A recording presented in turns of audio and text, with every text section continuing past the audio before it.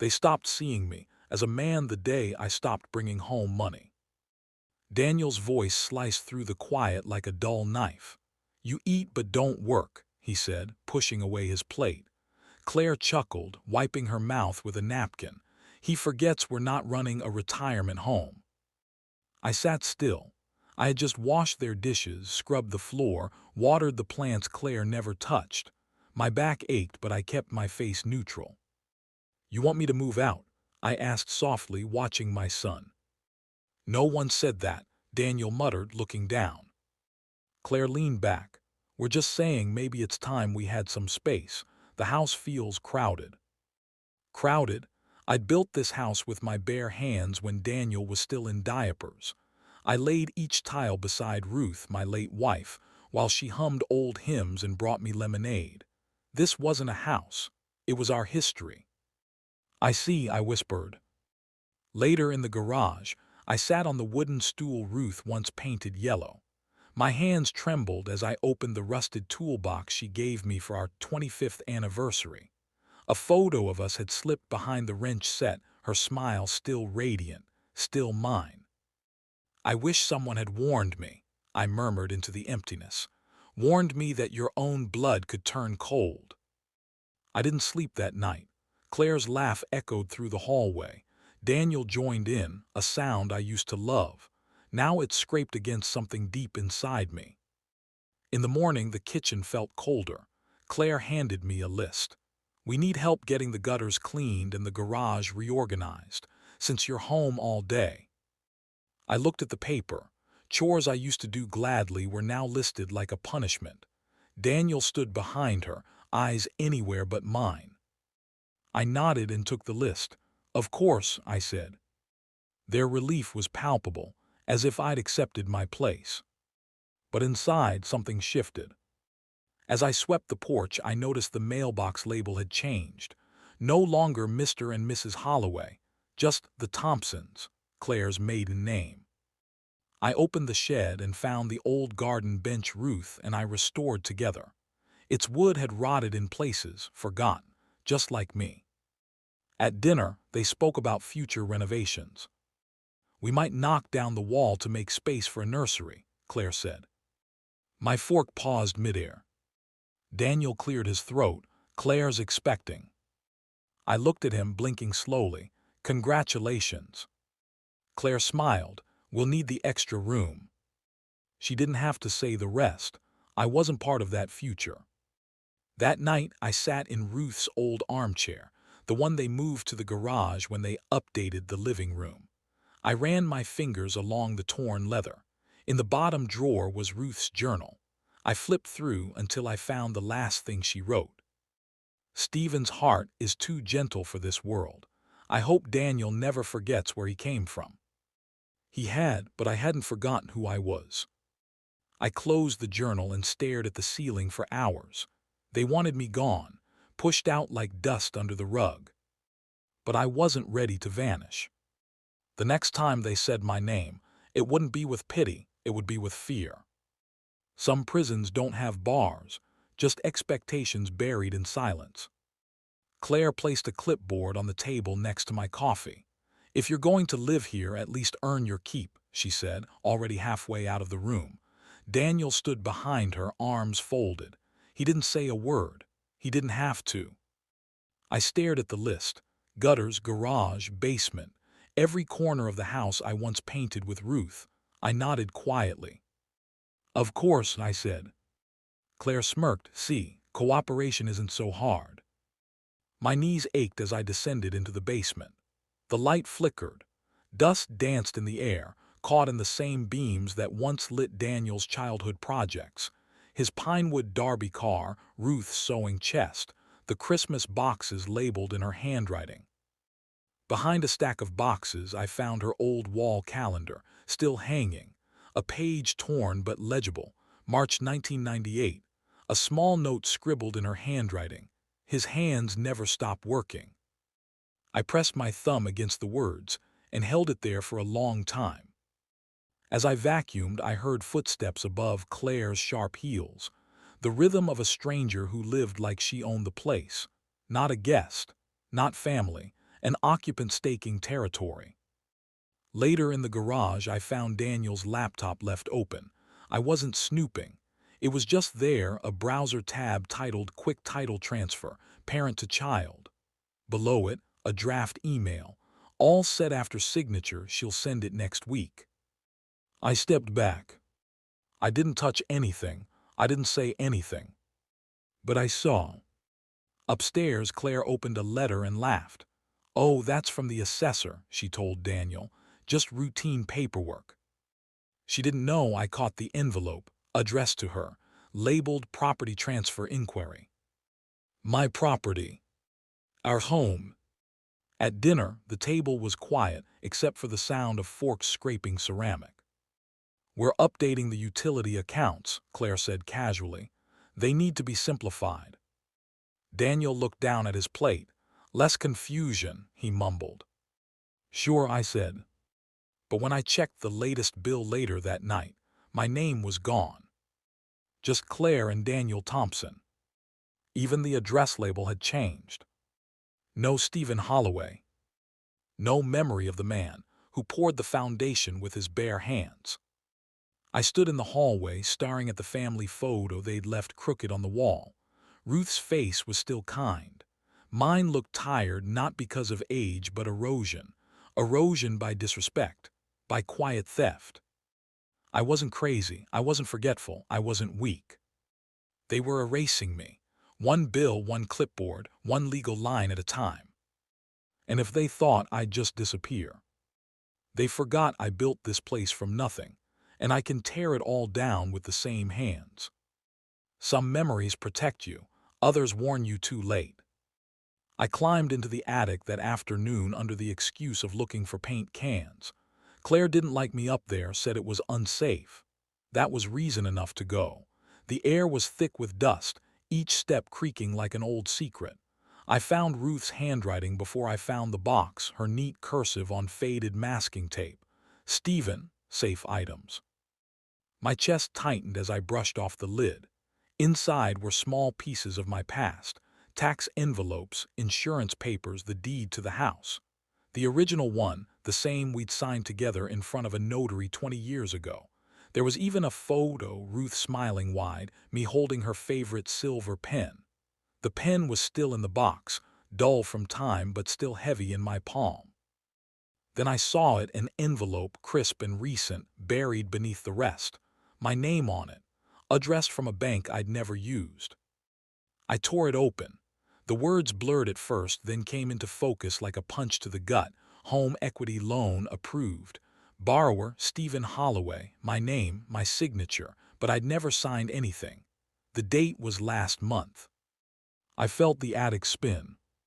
I sat down hard on the floorboards, the letter trembling in my hands. I traced the signature with my thumb, too neat, too smooth. Someone had copied it, someone who had access to my old files. Downstairs I heard laughter, Claire's voice bright and false, Daniel's lower, muted, cautious. When I went down, Daniel was in the kitchen, stirring coffee like nothing was wrong. "Dad, you okay? You look pale." I placed the letter on the counter. "You want to explain this?" He barely glanced. "Oh, it's just paperwork.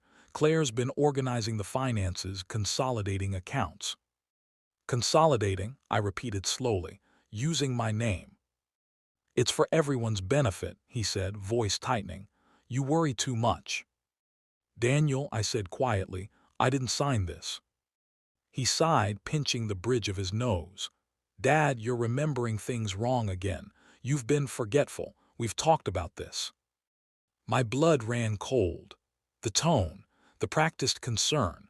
I'd heard it before, the kind people use when they want to make you doubt your own memory.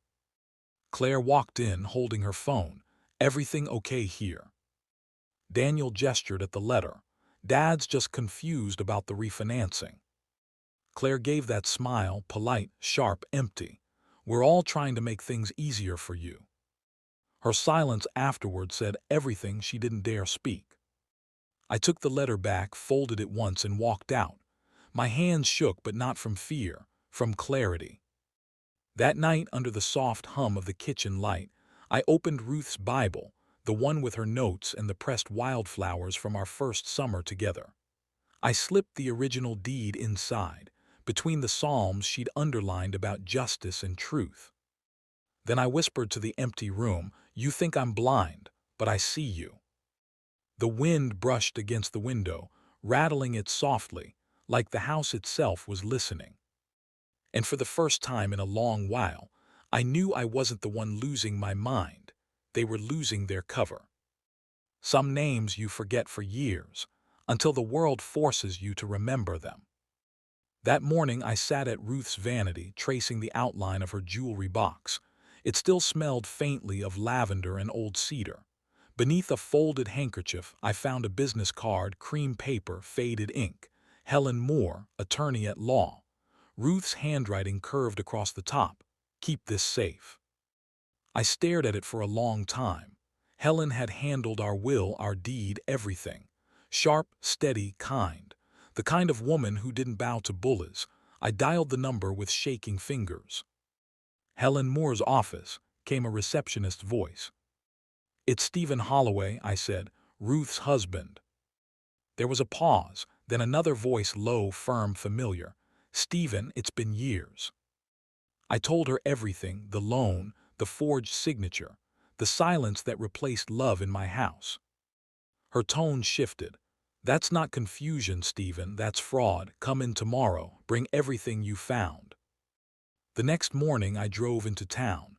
The car wheezed on the hills, but I didn't care.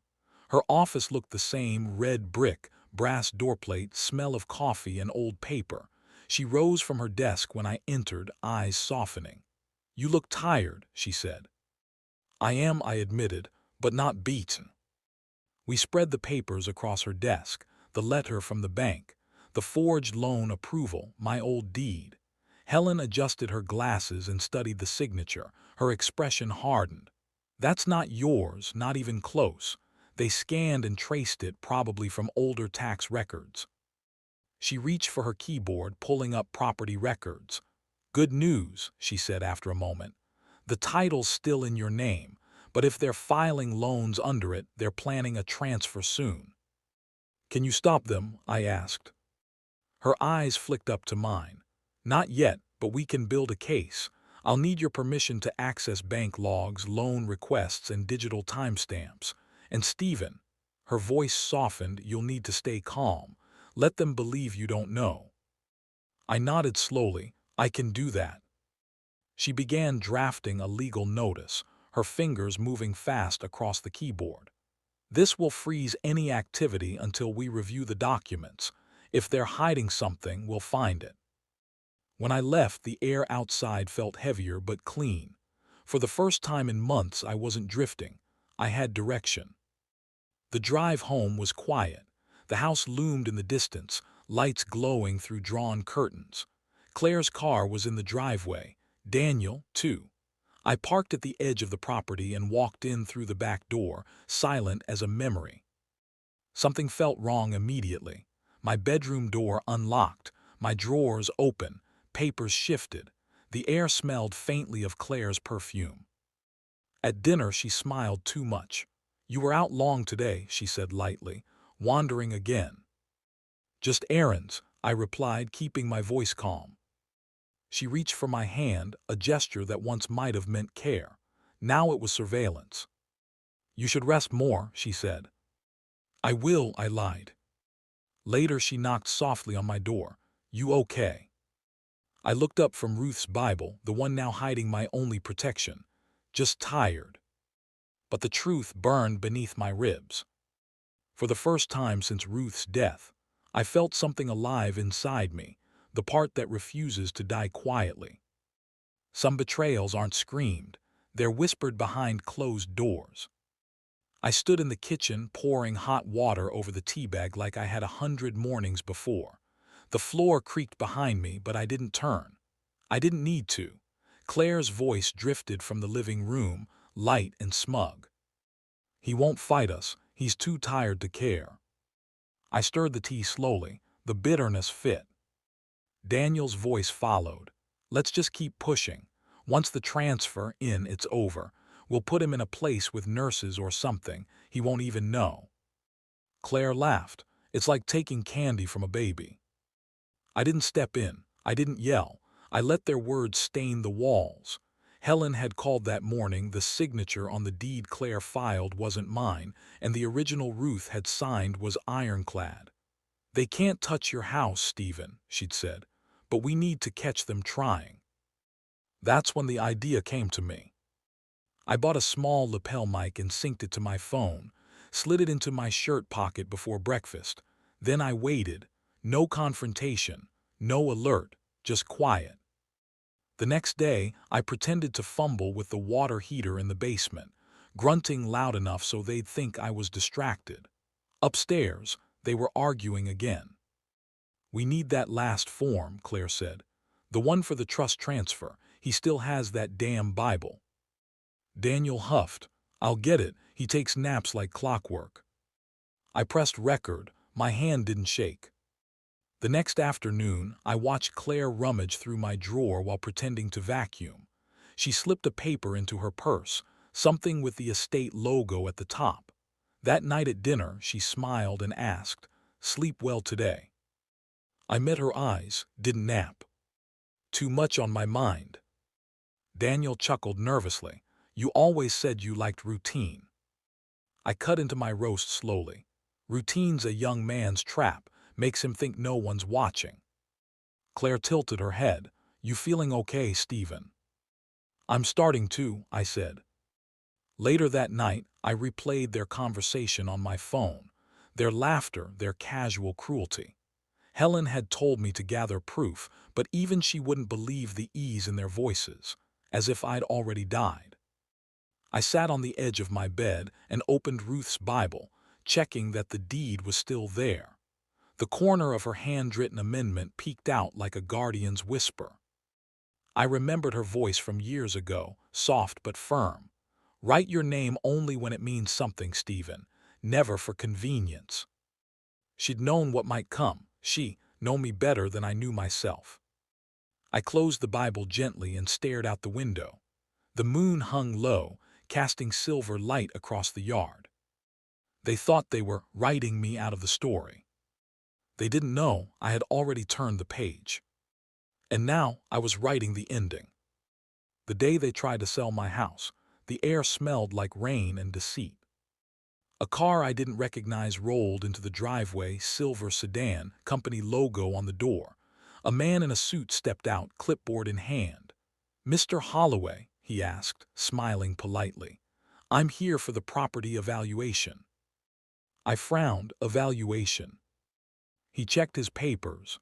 "Claire Thompson requested it, said you'd both discussed listing the home." From the porch I saw Claire appear, perfect smile plastered across her face. "Oh, Stephen, I meant to tell you, it's just an estimate, nothing serious. We're exploring options." "Options?" I asked. "For whose future?" She blinked. "For everyone's benefit, of course. We can use the funds too." I cut her off. "The house isn't for sale." The realtor looked between us, uncomfortable. "Should I?" I handed him a thick folder, Helen's packet, stamped and notarized. "Before you take another step," I said, "you might want to read the title holder's name." He flipped through the first page. His expression changed immediately. "This shows sole ownership under Stephen Holloway." He turned to Claire. "You said the property was jointly managed." Claire's face went pale. "There must be a mistake." "No mistake," I said evenly. "You were misinformed." The man hesitated. "I think I'll step outside to make a call." He left without another word. Claire rounded on me the moment he was gone. "You embarrassed me," she snapped. "I protected what's mine," I replied. Daniel joined her, voice tight. "Why are you making this so difficult?" "This house was built on promises," I said quietly. "You've already broken enough." Claire's eyes narrowed. "You'll regret this." "Maybe," I said, "but at least I'll regret it under my own roof." That night I stayed awake, lights off, door cracked open. Around midnight I heard them whispering, urgent, angry.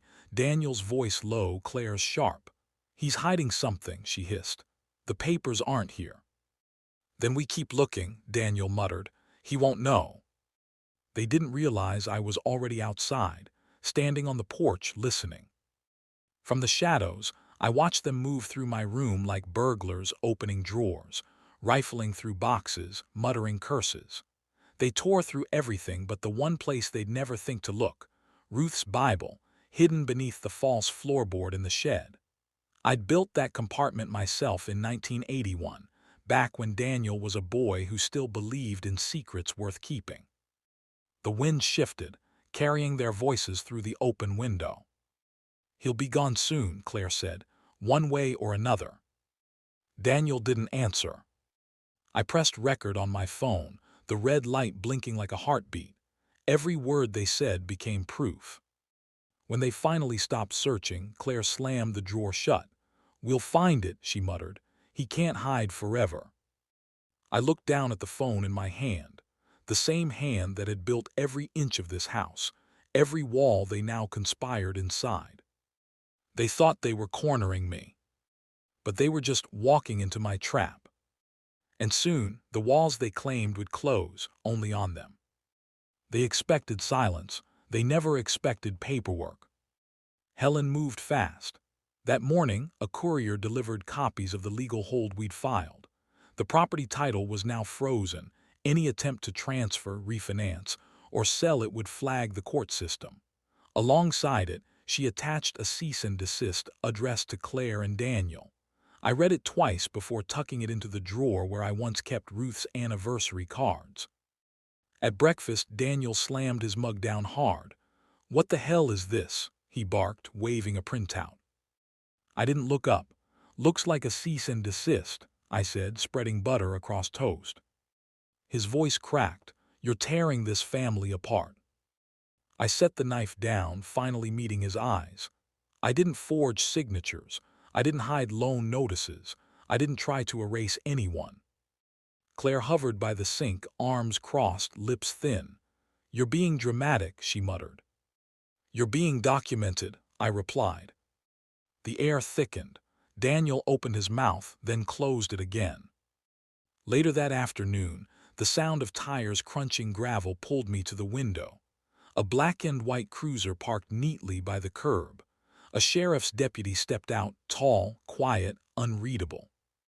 Claire answered the door. "Good evening, ma'am. I have a court-issued injunction for you and Mr. Holloway," he said. "This concerns property fraud and elder financial abuse investigations." Claire's face drained of color. "We've done nothing wrong," she snapped. "Then you have nothing to worry about," the deputy replied, handing over the envelope with the county seal. She slammed the door so hard the walls shook. I sat in my chair, hands folded, watching the curtains settle. Daniel paced in the hallway. Claire's voice rose in sharp fragments. "Lawyer. Embarrassment. His fault." Their panic filled the house like smoke. Neighbors noticed. Mrs. Redmond from across the street lingered at her mailbox. Mr. Hanley slowed his afternoon walk to watch the deputy drive away. I knew how gossip bloomed in quiet suburbs, quick, invasive, impossible to kill once it took root. Claire spent the rest of the day on the phone, her voice tight behind closed doors. Daniel didn't speak to me at all. That night I lit a candle beside Ruth's photo, the one where she's wearing that yellow summer dress, her eyes still laughing. "They forgot whose name is on the foundation," I whispered. I watched the flame flicker, small but unmoving, just like me. They built their story on arrogance. I had truth and time was starting to speak. I used to dread courtrooms. Now I saw them as a kind of church, where lies were laid bare under oath. The court date was set for early next month. Claire moved quickly. Hearing some slick-looking lawyer with shiny shoes and no soul in his eyes. But Helen walked into every room like she'd already won. She carried folders like weapons, each one heavier with truth than the last. "I found him," she said one afternoon over the phone. "The notary Claire claimed signed the deed." My breath caught, "And he remembers you." Said he never signed anything like that, not for them. He's agreed to testify. I leaned back in my chair, hands shaking just a little. Ruth would have smiled. Meanwhile, Helen subpoenaed financial records tied to my account. Bank logs showed small but frequent withdrawals, not mine. One stood out. A transfer marked caretaker expense. $7,200. I'd never seen it, but it carried my forged signature. Daniel stopped talking much. At dinner, he barely touched his food. Claire filled the silence, pretending everything was fine. "Do you want more chicken?" she asked, voice brittle. "No," I said, watching her hands tremble as she poured wine. Daniel finally spoke. "I didn't mean for it to go this far. I set my fork down, but you let it." He looked away, eyes rimmed red, not from tears, from guilt. Claire scoffed. "He's confused. He doesn't know what he's saying." I leaned in slightly. "I know exactly what I'm saying, and soon so will the judge." Claire stood, muttering something under her breath. The chair screeched against the floor like a warning. That night I walked the halls like I used to when Ruth was sick, quiet, alert, listening to a house full of unspoken things. I stopped by the study, the same room Daniel used to scribble drawings in, the same one Claire now used for her paperwork. On the desk sat an open file folder, her lawyer's notes. I didn't touch it, but I saw the words typed in bold. "Client denies elder coercion, preparing rebuttal." I chuckled, low and tired. Coercion. She hadn't coerced me. She buried me in plain sight until I started digging back. In the hallway mirror, I caught my reflection. For the first time in years, I didn't look invisible. I looked like a man walking towards something, not away from it. The storm wasn't coming. It was already in the house. I never imagined I'd step into a courtroom with my own son sitting at the defendant's table. But there I was, not as a broken old man, but as the legal owner of a stolen piece. The gallery was full. Neighbors, former coworkers, even the church secretary who once brought Ruth soup during her chemo. I saw them whispering when Claire strutted in wearing black heels and fake pearls. She didn't look at me. Daniel followed her, eyes lowered like a schoolboy walking into detention. Helen adjusted her blazer and leaned toward me. "Let them see your face. Let them remember it." The judge entered. A woman this time, sharp eyes, no patience for performance. Helen began. "Your Honor, what we have here is not just fraud. It's betrayal dressed as care." She laid out everything. The notarized deed Ruth and I signed. The false loan documents Claire submitted. The forged signature overlays.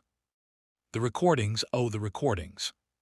Claire's voice rang from the speakers. "He'll be gone soon, one way or another." Daniel winced. Helen continued. "This was not a misunderstanding. It was premeditated erasure." Their lawyer fumbled, trying to explain miscommunication, but the damage was done. Then the judge spoke. "Claire Holloway, your petition to transfer ownership is denied. All financial actions taken under false pretense are reversed. Daniel Holloway, you are fined for your involvement and will submit restitution. This court recognizes Stephen Holloway as the sole rightful owner of the property." Just like that, in a single breath, the walls I'd been rebuilding were made solid again. Claire didn't blink. She glared at me as the bailiff approached. "You'll regret this," she said, low and sharp. I rose slowly, shoulders straight. "I regret nothing." She was escorted out, heels clicking like gunshots on marble. Daniel remained seated for a moment, then left without a word, not even a glance. I didn't expect hugs, I didn't expect applause, but as I passed the bailiff, he nodded once, small, respectful. I nodded back. Outside, the air felt different, like the house had exhaled. I walked alone through the parking lot, the courthouse doors closing behind me. But the door that mattered had already opened, and this time I walked through it standing tall. The silence didn't haunt me anymore. It felt earned, like a man returning from war and finding the field still green. Each morning I rose before the sun. Ruth used to say the earth stretched its spine at dawn. I believed her now. Her garden had become my sanctuary. I pulled weeds with steady hands, planted lilies where thorns had claimed ground, her favorites white and stubborn just like her. The soil was softer than I remembered. The mailbox was the last thing I fixed. I'd avoided it for years, letting it rust like the pieces of myself I thought I'd buried. This time, I polished it clean and screwed in the brass plate myself. Holloway residence. No Claire and Daniel, no shared titles, just the truth. A letter arrived days later, from Daniel, his handwriting shaky. Dad, I was weak. I let her talk me into it. I don't expect forgiveness, but I needed you to know I remember how much you gave us. I read it once, then tucked it in Ruth's Bible. Forgiveness doesn't come with conditions. I forgave him, not because he earned it, but because I refused to carry his guilt on my back anymore. The neighbors waved again now. Conversations started in driveways. Nobody asked questions, they just returned, slowly. One afternoon I sat on the porch, tea steaming in my hand, watching the lilies catch the wind. The sun dipped behind the shed, the sky bruised with evening light. I closed my eyes and felt her beside me, not as a ghost, but as a memory without pain. We protect our legacy by protecting our name. She'd whispered that once, after signing the deed. She was right. And I had.